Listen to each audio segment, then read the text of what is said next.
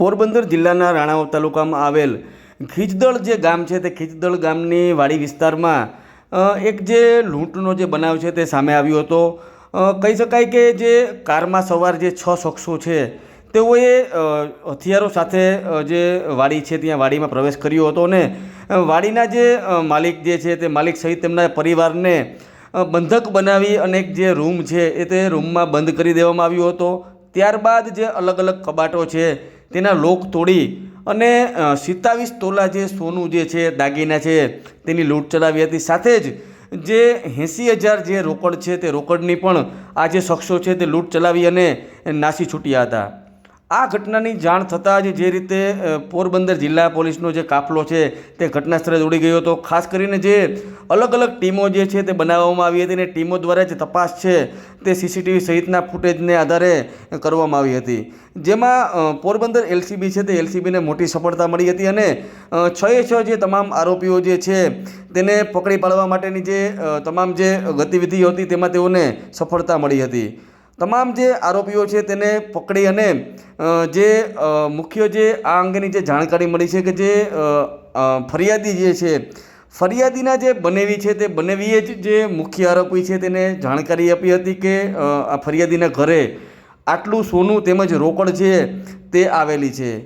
આ જ વાતની જાણકારી મેળવી અને જે આરોપીઓ છે તેઓએ રેકી કરી હતી અને રેકી કર્યા બાદ આ ઘટનાને અંજામ છે તે અંજામ આરોપીઓ દ્વારા આપવામાં આવ્યો હતો. રાણાવાવ પોલીસ સ્ટેશનના ખીજદળ ગામની સીમમાં રહીશ કરશનભાઈ દેવાનંદભાઈ નંદાણીયાને ત્યાં ગઈ તારીખ 28/7/2025 રોજ બહારથી આવેલા કુલ 6 ઈસમો કે જે ગ્રે કલરની બલેનો કાર લઈને એમની વાડી ઉપર આવેલા, એમના દ્વારા ઘરના જે રહીશો છે ફરિયાદી સહિત ઘરના જે ટોટલ 4 સભ્યો હતા એમને એક રૂમમાં બંધક બનાવી બીજા રૂમમાંથી સોનાના દાગીના અને રોકડ રકમ, ત્યારબાદ બીજો જે રૂમ હતો એમાંથી બી સોનાના દાગીના અને રોકડ રકમ એ રીતની એક ધાડનો એક ગુનો સામે આવેલો હતો. આ ગુનાની જાણ થતા રાણાવાવ પોલીસ, એલસીબી, પેરોલ અને એસઓજી જિલ્લાની 4 અલગ અલગ ટીમો આ આરોપીની શોધમાં લાગેલી હતી.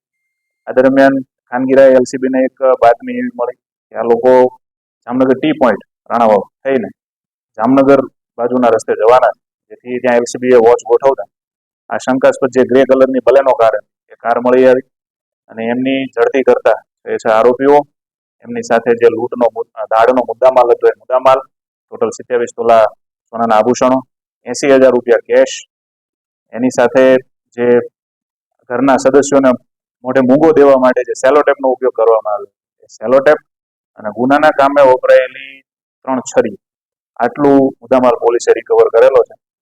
આરોપીઓની તપાસ કરતા પોલીસને એવું જાણવા મળેલું છે કે મૂળ જે ફરિયાદી છે એમના બનેવી દિલીપભાઈ કે જે પોતે રાજકોટના રહીશ છે, એમણે એમના એક ઓળખીતા સોની પ્રફુલભાઈ એમના મારફત આ ગુનાનો જે મુખ્ય આરોપી છે રવિરાજસિંહ એમની જોડે એક મળીને એ રીતનો પ્લાન બનાવેલો હતો કે ભાઈ એમણે ઇન્ફોર્મેશન આપી હતી દિલીપભાઈ કે ભાઈ એમના સગા શાળા જે આ કામના ફરિયાદી છે કરશનભાઈ નંદાણી એમની વાડીએ 60-70 તોલા સોનું અને 10-12 લાખ રૂપિયા કેશ એ રીતનો માલમત્તા પડેલી છે.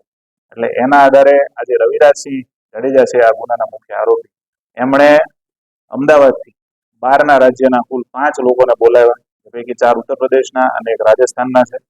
એ 5 લોકોને બોલાવ્યા. આ લોકો જામનગર આવે છે.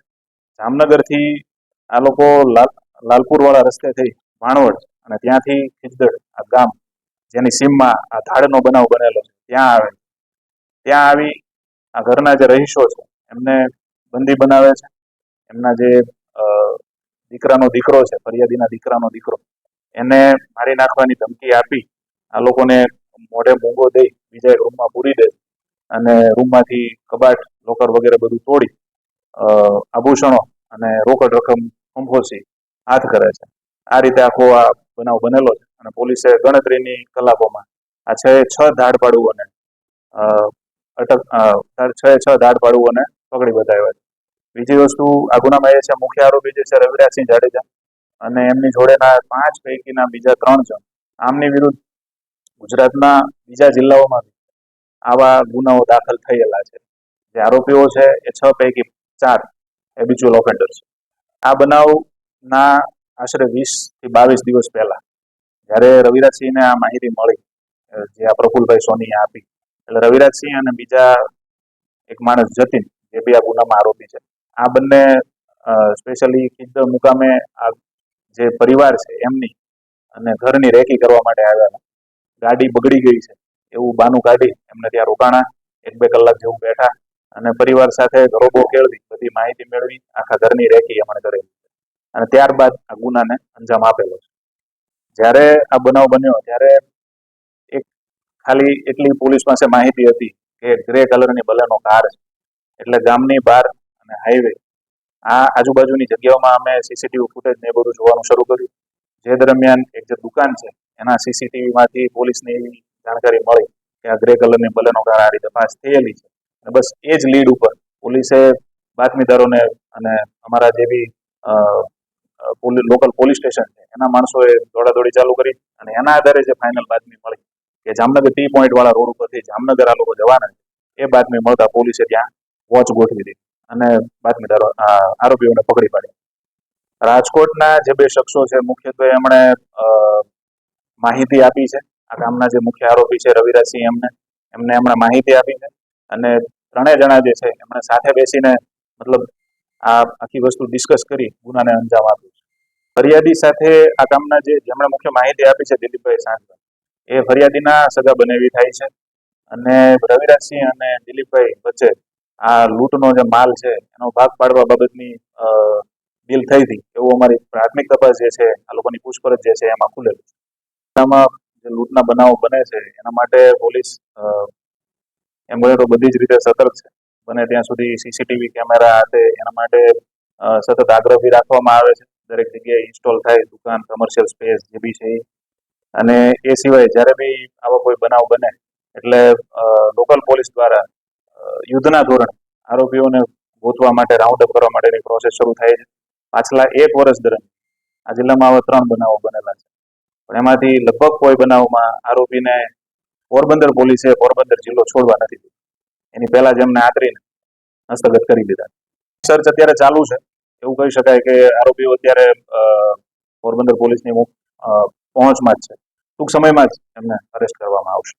કોઈ ઘટના ન બને એના માટે લોકોમાં એ જ સંદેશ છે કે અજાણ્યા કોઈ બી માણસો આ રીતે પરિચય કેળવવા માટે પ્રયત્ન કરે, નજીક આવવા માટે પ્રયત્ન કરે તો એક તો સાવધાની રાખવામાં આવે. અને બીજી વસ્તુ કે આટલા મોટા પ્રમાણમાં કોઈ બી સંપત્તિ, સોનું હોય કે કેશ, એને કોઈ પણ કિંમતી જામીનગીરી કે કિંમતી માલમત્તા આટલા મોટા પ્રમાણમાં ઘરમાં ન રાખવામાં આવે. ખાસ કરીને વાડી વિસ્તારમાં જે લોકો રહે છે એમને આ એક તકેદારી ખાસ રાખવાની જરૂર છે. એક જગ્યા ખાલી કરી દો.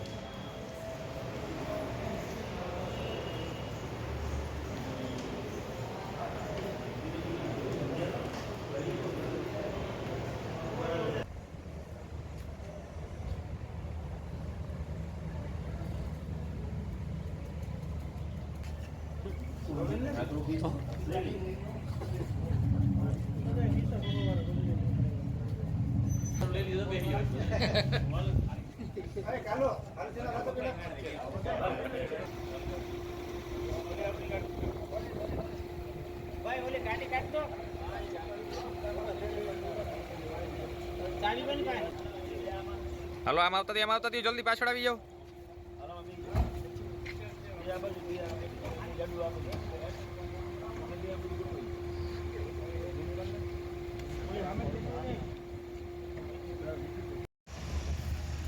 તું આવે હા હું અહીંથી લઈ લઉં છું. ઘણું થઈ ગયું, જમાડવા થઈ ગયું. અરે મારા ફોટો હતો અમારી હાટો હતો અહીં તમે અહીં ભેગા આવી ને એમ કે હું હાટો હતો.